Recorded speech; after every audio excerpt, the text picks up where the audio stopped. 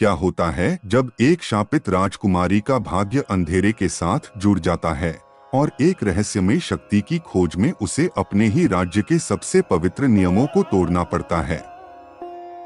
पुराने समय की बात है जब भारतवर्ष के हृदय में 7 पवित्र नदियों के संगम पर एक समृद्ध और वैभवशाली राज्य था जिसे अर्णवगढ़ के नाम से जाना जाता था। इस राज्य का शासन राजा चंद्रकेतु के हाथों में था, जो अपनी बुद्धिमत्ता, दया और प्रजाप्रेम के लिए दूर दूर तक प्रसिद्ध थे। राजा की रानी सुवर्णप्रभा अपनी अद्वितीय सुंदरता के लिए विख्यात थी। उसकी त्वचा चंद्रमा की तरह श्वेत और निर्मल थी, उसके केश रेशम से भी मुलायम थे और उसकी आंखें कमल के फूलों के समान सुंदर थीं। लेकिन उसकी सुंदरता के साथ साथ उसमें एक गहरी, अनियंत्रित घमंड भी था। वह अपनी सुंदरता को अपनी सबसे बड़ी शक्ति मानती थी और किसी भी व्यक्ति को जो उससे कम सुंदर हो तिरस्कार की दृष्टि से देखती थी। अर्णवगढ़ का राजमहल न केवल अपनी भव्यता के लिए बल्कि अपने कठोर नियमों और परंपराओं के लिए भी जाना जाता था। यहाँ की हर प्रथा, हर रस्म हजारों वर्षों के इतिहास से जुड़ी थी और इनका उल्लंघन करना सबसे बड़ा पाप माना जाता था। इन नियमों में सबसे महत्वपूर्ण था आचार्यों का शासन। ये आचार्य, जो सबसे वृद्ध और ज्ञानी माने जाते थे, हर निर्णय लेते थे और राजा भी उनके आदेशों का पालन करता था। उनकी शक्ति इतनी थी कि वे सीधे राजा को चुनौती दे सकते थे और प्रजा उनकी बात को ईश्वर का आदेश मानती थी। उनका सबसे बड़ा नियम था कि कोई भी बाहरी व्यक्ति, खासकर जो साधारण या दीनहीन हो, राजमहल की पवित्रता को भंग नहीं कर सकता। एक दिन राज्य में एक वृद्ध साधु का आगमन हुआ। उसकी जटाएं धूल से ढकी थीं और उसकी आंखें ऐसी लग रही थीं जैसे उन्होंने कई युगों का इतिहास देखा हो।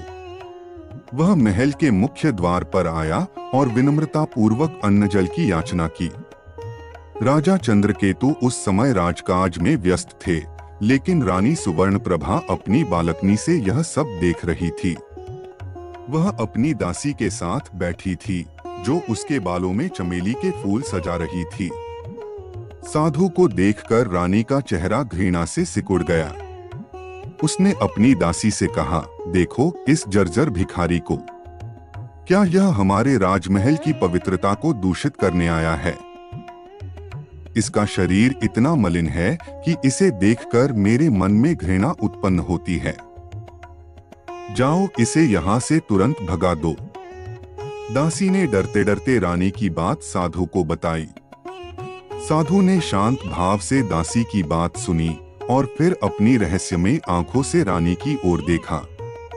उसकी आंखों में कोई क्रोध नहीं था, बल्कि एक अजीब सी करुणा थी। उसने धीरे से कहा, रानी, यह शरीर और यह सुंदरता क्षणभंगुर है।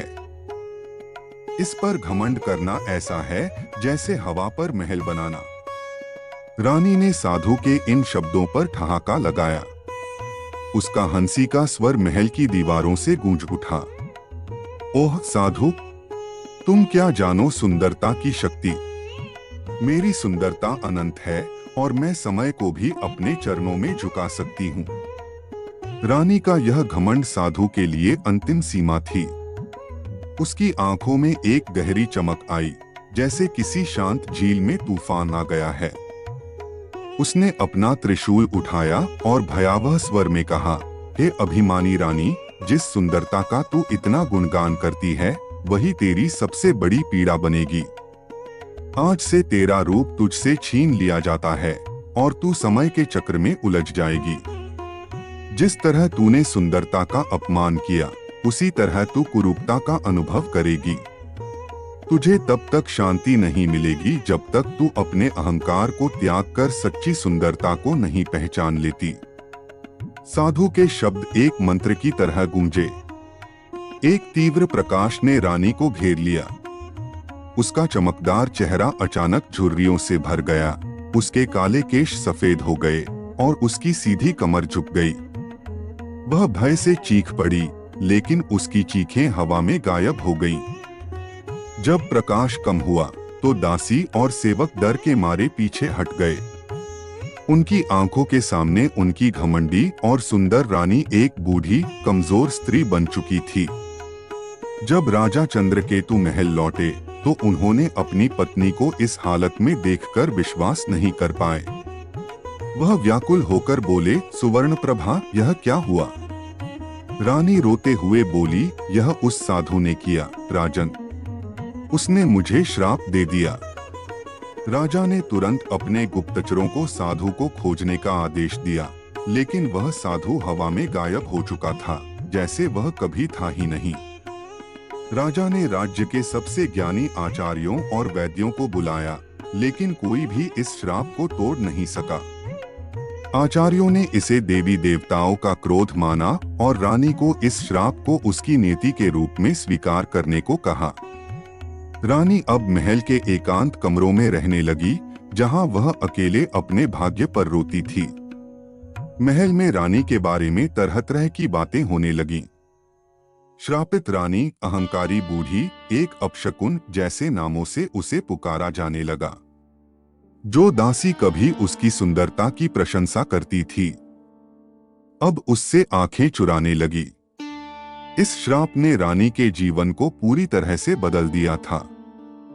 रानी सुवर्णप्रभा, जो कभी अपने रूप पर गर्व करती थी, अब अपने ही महल में एक कैदी बन चुकी थी।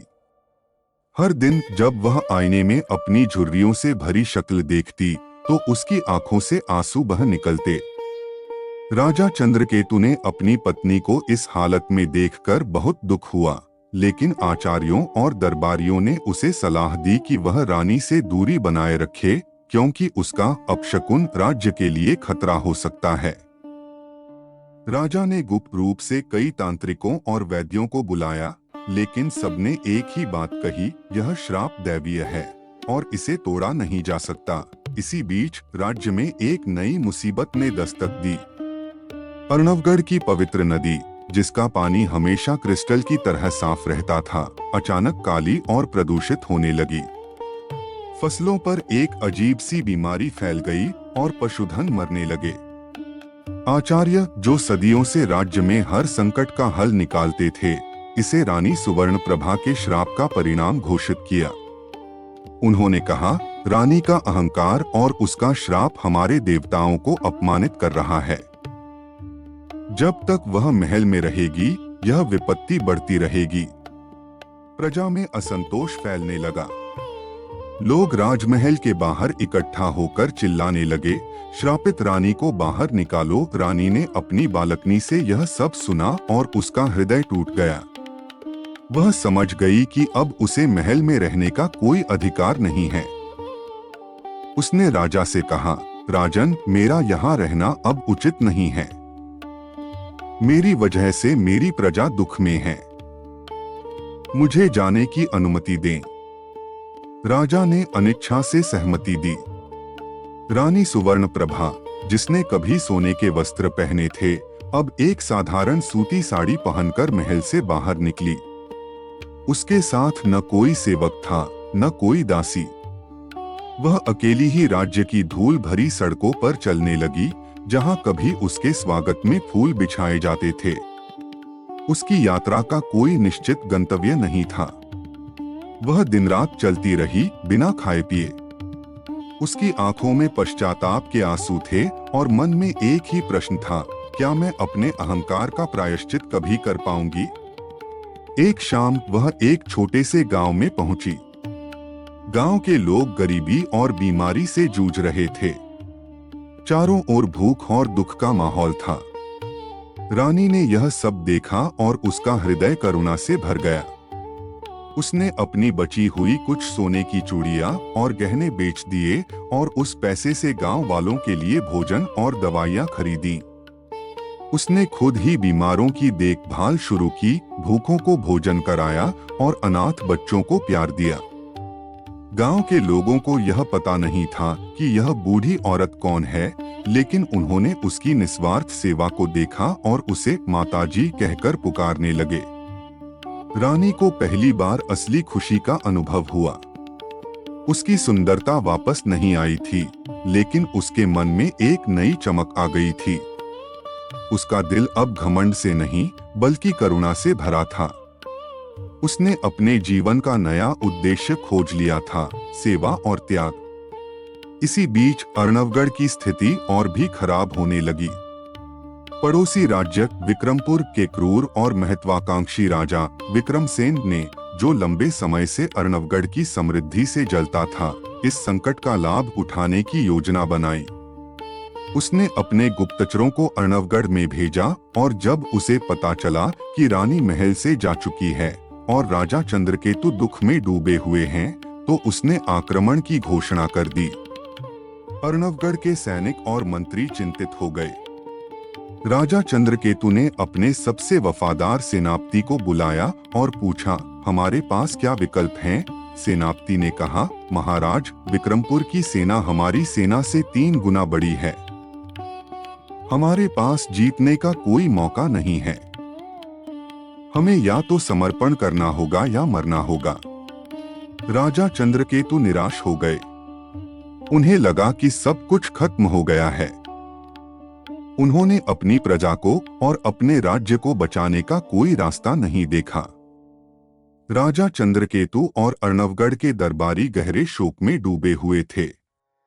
विक्रमपुर की विशाल सेना की खबर ने पूरे राज्य में भय का माहौल फैला दिया था। राजा के पास न तो पर्याप्त सैनिक थे और न ही युद्ध की रणनीति। मंत्री और सलाहकार एक के बाद एक राजा के सामने अपनी निराशा व्यक्त कर रहे थे। महाराज, हमारे गुप्तचरों ने बताया है कि विक्रमसेन की सेना के पास ऐसे हथियार हैं जो उन्होंने कभी नहीं देखे। वे कहते हैं कि उनके पास अंधकार के अस्त्र हैं जो जादू से बने हैं। राजा चंद्रकेतु ने इन बातों को सुनकर अपना सिर पकड़ लिया। जादू? क्या आचार्यों ने इस खतरे के बारे में कुछ नहीं बताया? एक बूढ़े दरबारी ने धीरे से कहा, महाराज, आचार्यों ने स्वयं को केवल धार्मिक मामलों तक सीमित कर लिया है। वे कहते हैं कि युद्ध और राजनीति सांसारिक मोहमाया है। इस बीच अर्णवगढ़ की प्रजा में भी बेचैनी बढ़ने लगी। व्यापारियों ने अपनी दुकानें बंद कर दी और किसान अपने खेतों को छोड़कर भागने लगे। अराजकता का माहौल था। एक बूढ़े सैनिक ने कहा, यह सब श्रापित रानी के जाने के बाद हुआ है। जब वह महल में थी तो कम से कम हमारे देवता हमसे क्रोधित नहीं थे। शहर में यह अफवाह फैलने लगी कि रानी सुवर्णप्रभा की अनुपस्थिति ही इस संकट का कारण है। कुछ लोगों ने यह भी कहा कि अगर रानी को वापस लाया जाए तो शायद वह अपने श्राप को समाप्त कर पाएगी और राज्य को बचा पाएगी। लेकिन कोई भी नहीं जानता था कि वह कहाँ थी। इसी समय एक संदेशवाहक राजा चंद्रकेतु के पास आया। महाराज, एक वृद्ध महिला आपसे मिलना चाहती है। वह कहती है कि उसके पास युद्ध का हल है। राजा आश्चर्यचकित रह गए। एक वृद्ध महिला? क्या वह एक जादुई तांत्रिक है? संदेशवाहक ने सिर हिलाया। नहीं महाराज, वह एक साधारण महिला लगती है, लेकिन उसकी आंखों में एक अजीब सी शांति और बुद्धिमत्ता है। गांव वाले उसे माताजी कहकर बुलाते हैं। राजा ने तुरंत उसे दरबार में लाने का आदेश दिया। जब रानी सुवर्णप्रभा, जो अब माताजी बन चुकी थी, दरबार में आई तो सब लोग हक्का बक्का रह गए। राजा चंद्रकेतु ने उन्हें पहचान लिया, लेकिन उन्हें विश्वास नहीं हो रहा था। उनकी आंखों में वही चमक थी जो कभी उनकी रानी की आंखों में थी, लेकिन अब उसमें अहंकार नहीं बल्कि करुणा और ज्ञान था। सुवर्णप्रभा, राजा ने कांपते हुए स्वर में कहा। रानी ने विनम्रता से सिर झुकाया। राजन, मैं आपकी रानी नहीं बल्कि आपकी प्रजा की एक सेवक हूँ। मैं यहाँ आपके संकट को हल करने आई हूँ। एक दरबारी ने मजाक उड़ाया, एक बूढ़ी औरत युद्ध कैसे जीत सकती है? रानी ने शांत स्वर में जवाब दिया, युद्ध केवल तलवार से नहीं जीते जाते दरबारी, वे दिमाग और दिल से भी जीते जाते हैं। राजा विक्रमसेन को हराने के लिए हमें उसकी सबसे बड़ी कमजोरी का पता लगाना होगा। राजा चंद्रकेतु ने आशा से देखा। और वह कमजोरी क्या है? रानी ने मुस्कुराते हुए कहा, उनकी सबसे बड़ी कमजोरी उनका घमंड और उनकी महत्वाकांक्षा है। लेकिन हमें उस पर सीधा हमला नहीं करना है। हमें उन्हें यह विश्वास दिलाना होगा कि युद्ध उनके लिए विनाश लाएगा। रानी ने अपनी योजना बताई। उन्होंने कहा कि वह अकेली ही विक्रमपुर के राजा से मिलने जाएंगी और उन्हें युद्ध रोकने के लिए मनाएंगी। दरबारियों और सेनापतियों ने रानी की बात पर विश्वास नहीं किया, लेकिन राजा चंद्रकेतु को उनमें एक नई आशा दिखी। उन्होंने रानी को जाने की अनुमति दी। अगले दिन रानी सुवर्णप्रभा बिना किसी सुरक्षा के विक्रमपुर के महल की ओर निकल पड़ी। जब वह महल पहुंची तो सैनिक उन्हें देखकर हंसने लगे। अर्णवगढ़ ने अपनी रक्षा के लिए एक बूढ़ी महिला को भेजा है, उन्होंने मजाक उड़ाया। लेकिन रानी ने अपनी गरिमा बनाए रखी। जब उन्हें राजा विक्रमसेन के सामने लाया गया तो राजा ने व्यंग्य पूर्वक कहा, क्या अर्णवगढ़ इतना डर गया है कि उसने अपनी सबसे बूढ़ी नागरिक को आत्मसमर्पण के लिए भेजा है? रानी ने शांत स्वर में कहा, राजन, मैं यहाँ आत्मसमर्पण के लिए नहीं बल्कि शांति के लिए आई हूँ। आप युद्ध क्यों करना चाहते हैं? विक्रमसेन ने हंसते हुए कहा, अर्णवगढ़ की संपत्ति और शक्ति को अपने राज्य में मिलाने के लिए। यह मेरा अधिकार है। रानी ने जवाब दिया, क्या आप जानते हैं कि अर्णवगढ़ और विक्रमपुर एक ही रक्त से जुड़े हैं?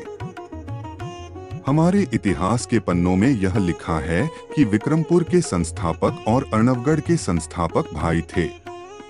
यदि आप युद्ध करते हैं तो आप अपने ही पूर्वजों के खून को बहाएंगे।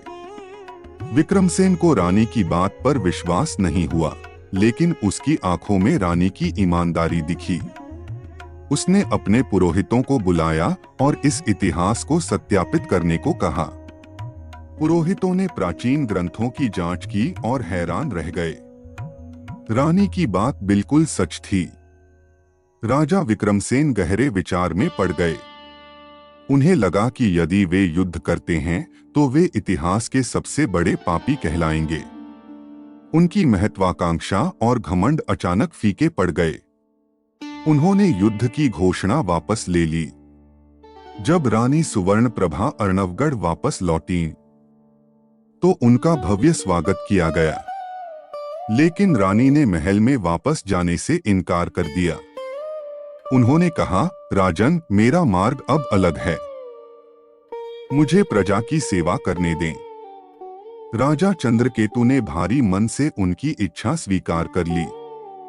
रानी सुवर्णप्रभा ने अपना जीवन सेवा और त्याग में लगा दिया और उनकी कहानी पूरे भारतवर्ष में फैल गई।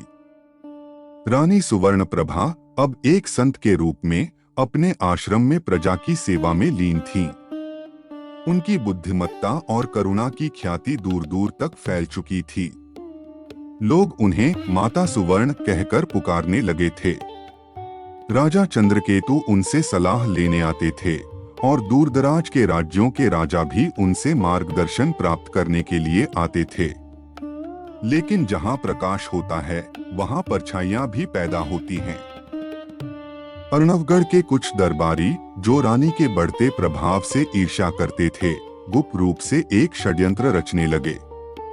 वे अब भी रानी को राज्य के लिए एक खतरा मानते थे और उनका मानना था कि उनकी शक्ति केवल एक अस्थायी चमत्कार है। इन दरबारियों का नेतृत्व एक धूर्त मंत्री रुद्रसेन कर रहा था, जो हमेशा से राजसी शक्ति पर कब्जा करना चाहता था। एक दिन रुद्रसेन ने अपने सबसे वफादार दरबारियों की एक गुप्त सभा बुलाई। यह रानी हमारी शक्ति को खत्म कर रही है, उसने फुसफुसाते हुए कहा। वह हमारी धार्मिक परंपराओं और आचार्यों की शक्ति को कमजोर कर रही है। हमें उसे फिर से बदनाम करना होगा और उसे राज्य से हमेशा के लिए बाहर निकालना होगा। लेकिन कैसे? एक दरबारी ने पूछा। लोग अब उन्हें देवी मानते हैं। रुद्रसेन ने मुस्कुराते हुए कहा, हमें एक ऐसे साधु को खोजना होगा जो उस साधु से भी अधिक शक्तिशाली हो जिसने उसे श्राप दिया था। हमें एक ऐसे व्यक्ति की जरूरत है जो जादुई शक्तियों का प्रयोग कर सके और रानी के श्राप को फिर से जगा सके। रुद्रसेन को एक तांत्रिक के बारे में पता चला जिसका नाम भैरवनाथ था। भैरवनाथ काले जादू का माहिर था और उसकी शक्ति बहुत खतरनाक मानी जाती थी। वह एक एकांत गुफा में रहता था और किसी से मिलता जुलता नहीं था। रुद्रसेन ने अपने गुप्तचरों को भेजा और किसी तरह उसे राजमहल में आने के लिए मना लिया। जब भैरवनाथ दरबार में आया तो उसका चेहरा एक काले लबादे से ढका हुआ था। उसकी आंखें एक अजीब सी चमक के साथ जल रही थीं। रुद्रसेन ने उसे रानी के बारे में बताया और उससे पूछा कि क्या वह उसे फिर से श्राप दे सकता है। भैरवनाथ ने ठहाका लगाया, रानी अब सिर्फ एक इंसान नहीं है मंत्री, उसकी आत्मा में अब दिव्यता है। उसे श्राप देना असंभव है, लेकिन उसे एक ऐसी परीक्षा में डाला जा सकता है जो उसके अंदर के डर को फिर से जगा दे।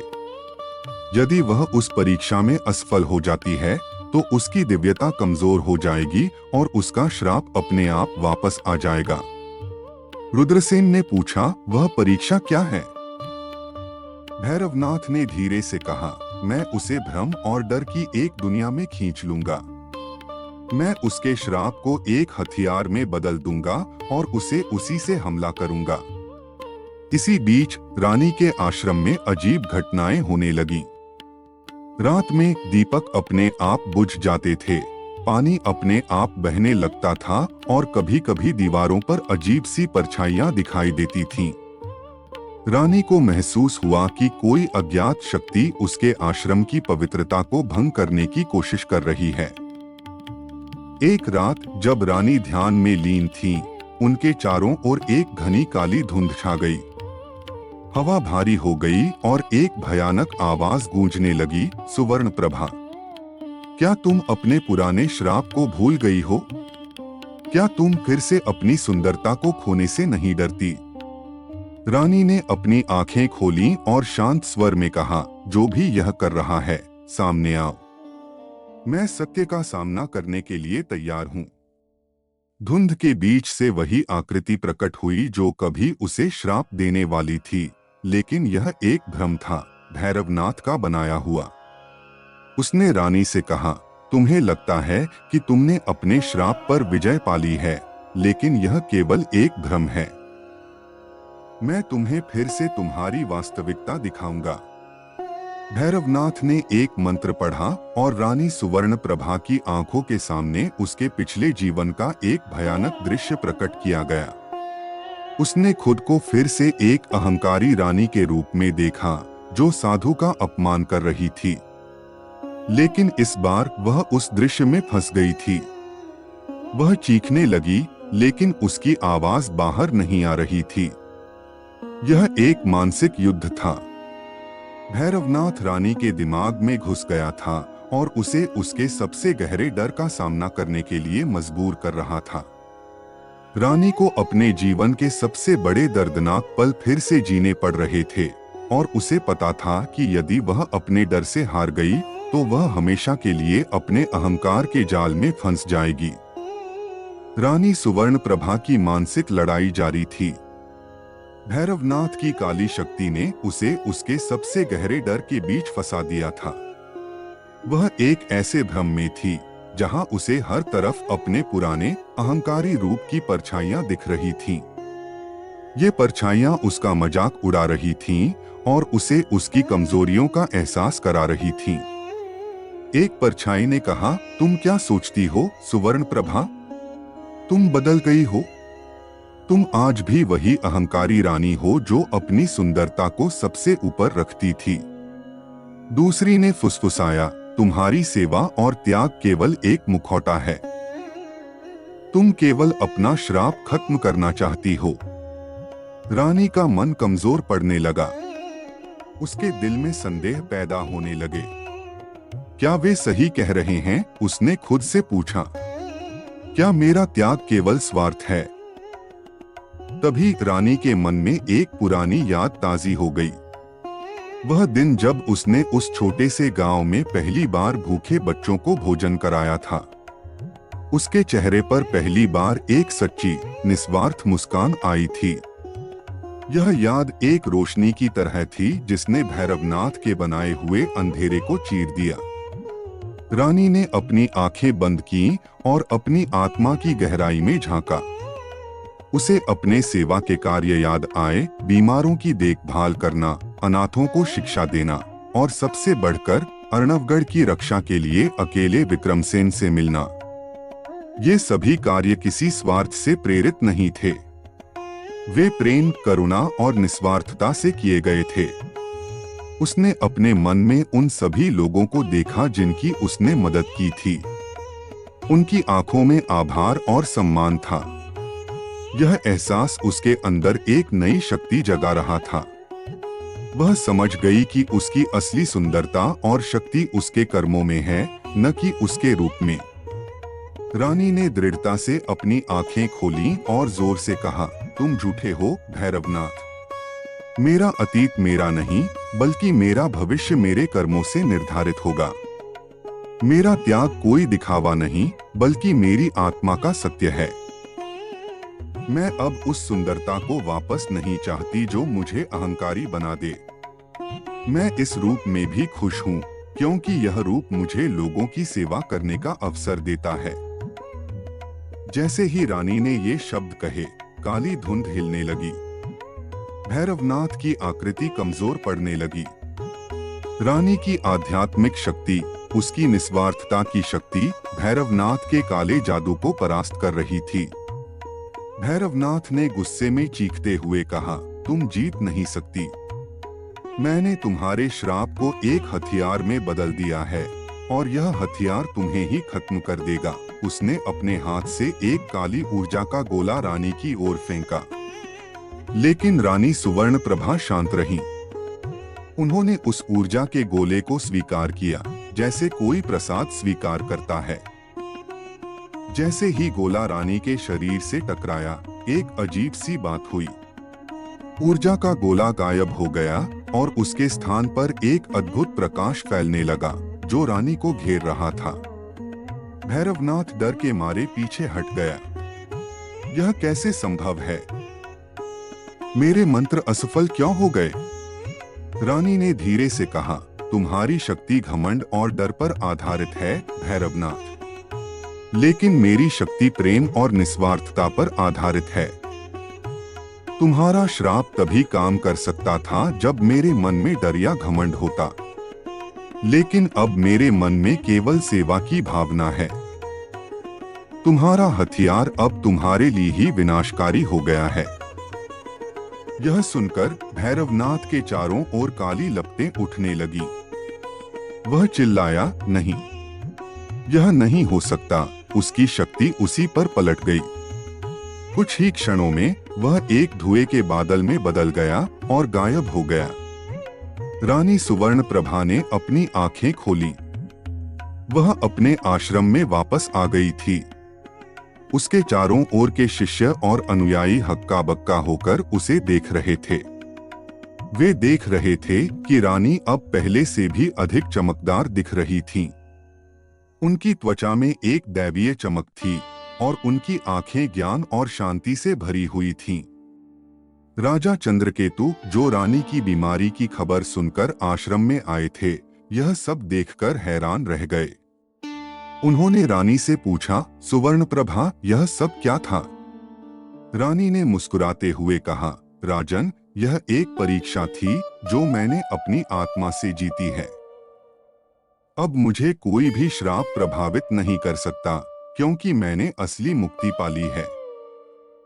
असली सुंदरता और शक्ति बाहरी रूप में नहीं, बल्कि आत्मज्ञान और निस्वार्थ सेवा में है। रानी सुवर्णप्रभा अब अर्णवगढ़ की रानी नहीं, बल्कि पूरे राज्य की मार्गदर्शक बन चुकी थी। रानी सुवर्णप्रभा अब एक संत और मार्गदर्शक के रूप में अपने आश्रम में जीवन व्यतीत कर रही थी। उनकी दिव्यता और ज्ञान की ख्याति इतनी बढ़ गई थी कि दूरदराज के राज्यों से विद्वान राजा और आम लोग उनसे सलाह लेने आते थे। अर्णवगढ़ अब पहले से कहीं अधिक समृद्ध और शांतिपूर्ण हो गया था। लेकिन जहां प्रकाश होता है वहां अंधकार भी होता है। रुद्रसेन और उसके षड्यंत्रकारी दरबारी शांत नहीं बैठे थे। भैरवनाथ की हार से वे निराश थे, लेकिन उनका अहंकार उन्हें हार मानने नहीं दे रहा था। उन्होंने अब एक नई, अधिक खतरनाक रणनीति बनाई। हमें रानी को एक ऐसी स्थिति में फंसाना होगा जहां उसकी आध्यात्मिक शक्ति भी काम न कर पाए, रुद्रसेन ने एक गुप्त बैठक में कहा। हमें उसे एक ऐसा रहस्य दिखाना होगा जो उसकी अपनी सच्चाई पर सवाल खड़ा कर दे। रुद्रसेन और उसके साथियों को एक प्राचीन कथा के बारे में पता चला। यह कथा बताती थी कि अर्णवगढ़ के सिंहासन का असली हकदार राजा चंद्रकेतु नहीं, बल्कि एक और गुप्त राजसी वंश का था, जो सदियों पहले एक धोखे से सत्ता से हटा दिया गया था। इस वंश के लोग अब भी राज्य में गुप्त रूप से रह रहे थे। रुद्रसेन ने इस कथा को एक हथियार के रूप में इस्तेमाल करने का फैसला किया। उन्होंने राज्य में यह अफवाह फैलानी शुरू कर दी कि अर्णवगढ़ के राजा चंद्रकेतु का वंशज असली नहीं है। उन्होंने यह भी कहा कि श्रापित रानी को श्राप इसलिए मिला था क्योंकि वह असली राजसी परिवार को बाहर रखने के षड्यंत्र का हिस्सा थी। यह खबर जंगल की आग की तरह फैल गई। प्रजा में फिर से संदेह और बेचैनी फैल गई। लोगों ने पूछा, क्या हमारी रानी हमें धोखा दे रही थी? रानी सुवर्णप्रभा को इस अफवाह के बारे में पता चला। उन्होंने पहले तो इसे नजरअंदाज करने की कोशिश की, लेकिन जब उन्होंने देखा कि यह अफवाह लोगों के दिलों में डर और अविश्वास पैदा कर रही है, तो उन्हें लगा कि उन्हें इस पर ध्यान देना चाहिए। राजा चंद्रकेतु ने रानी के पास आकर कहा, सुवर्णप्रभा, यह सब क्या है? क्या हमारा वंश सचमुच नकली है? रानी ने राजा को सांत्वना दी, राजन, यह सब एक साजिश है। कोई हमें कमजोर करना चाहता है। हमें इस झूठ का पर्दाफाश करना होगा। रानी ने अपने कुछ विश्वासपात्र शिष्यों को इस गुप्त राजसी वंश के बारे में जानकारी जुटाने के लिए भेजा। शिष्यों ने एक प्राचीन और रहस्यमयी पांडुलिपि खोजी, जिसमें इस गुप्त वंश के बारे में विस्तार से लिखा था। पांडुलिपि के अनुसार इस वंश को स्वर्णिम वंश कहा जाता था और उनके वंशजों को एक गुप्त स्थान पर रखा गया था। पांडुलिपि में यह भी लिखा था कि स्वर्णिम वंश के आखिरी वंशज की पहचान उनके शरीर पर एक गुप्त निशान से की जा सकती है, जो केवल तभी दिखाई देता था जब वे किसी पवित्र झील के पानी में स्नान करते थे। रानी को लगा कि यही सच्चाई है और उन्होंने उस गुप्त स्थान की ओर यात्रा करने का फैसला किया। वह जानती थीं कि यह यात्रा खतरनाक होगी, लेकिन वह अपनी प्रजा की भलाई के लिए यह जोखिम उठाने को तैयार थीं। उनके साथ केवल उनका सबसे वफादार शिष्य जयदेव था। वे दोनों ने एक लंबी और खतरनाक यात्रा की, जिसमें वे घने जंगलों, खतरनाक पहाड़ों और रहस्यमयी गुफाओं से गुजरे। इस यात्रा के दौरान उन्हें कई तरह के मायावी प्राणी और जाल का सामना करना पड़ा, जो भैरवनाथ के साथियों ने बनाए थे। अंत में वे उस झील के पास पहुंचे, जिसका जिक्र पांडुलिपि में था। झील का पानी नीला और रहस्यमयी था। रानी ने जयदेव से कहा, जयदेव, तुम्हें यहीं रुकना होगा। मैं अकेली ही इसमें जाऊंगी। जब रानी ने झील में कदम रखा, तो उन्हें एक अजीब सी ऊर्जा का एहसास हुआ। पानी में प्रवेश करते ही उनकी त्वचा पर एक पुराना निशान दिखाई देने लगा। यह एक कमल का फूल था, जिसके चारों ओर एक दिव्य चमक थी। रानी हैरान रह गईं। पांडुलिपि की भविष्यवाणी सच थी। जब वे झील से बाहर आईं, तो जयदेव ने देखा कि रानी की त्वचा पर वह निशान चमक रहा था। माता, आप उसी स्वर्णिम वंश की हैं, जयदेव ने विस्मय से कहा। रानी सुवर्णप्रभा ने गहरे विचार में डूब गईं। तो क्या वह खुद ही उस गुप्त वंश की वंशज थीं? क्या इसका मतलब यह था कि राजा चंद्रकेतु सिंहासन के असली हकदार नहीं थे? यह एक ऐसा रहस्य था जो पूरी तरह से उनकी जिंदगी को बदल सकता था। रानी सुवर्णप्रभा और जयदेव ने वापस अर्णवगढ़ की ओर यात्रा की, लेकिन अब उनके मन में एक भारी रहस्य था। रानी को समझ नहीं आ रहा था कि वह इस सच्चाई को कैसे प्रकट करें। यदि वह यह रहस्य उजागर करती तो राजा चंद्रकेतु का शासन खतरे में पड़ जाता और राज्य में अराजकता फैल सकती थी। यदि वह इसे छिपाती तो वह एक झूठ पर आधारित जीवन जी रही थीं और उनकी अपनी ही सच्चाई पर सवाल उठ जाता। वे जैसे ही अर्णवगढ़ के पास पहुंचे, उन्होंने देखा कि राज्य में एक भयानक स्थिति है। रुद्रसेन ने यह अफवाह फैला दी थी कि रानी ने राजा को धोखा दिया है और वह अपने लिए जादुई शक्तियों की खोज में गई थी। लोगों में क्रोध और अविश्वास भर चुका था। रुद्रसेन ने अपने षड्यंत्र को अंजाम देने के लिए एक और कदम उठाया। उसने एक जादुई दर्पण का निर्माण करवाया, जिसे उसने सत्य दर्पण कहा। उसने घोषणा की, जो भी इस दर्पण के सामने खड़ा होगा, उसका असली सच सामने आ जाएगा। यह सुनकर प्रजा में हलचल मच गई। रुद्रसेन ने कहा कि रानी सुवर्णप्रभा को इस दर्पण के सामने खड़ा होना चाहिए ताकि उनकी सच्चाई सबके सामने आ सके।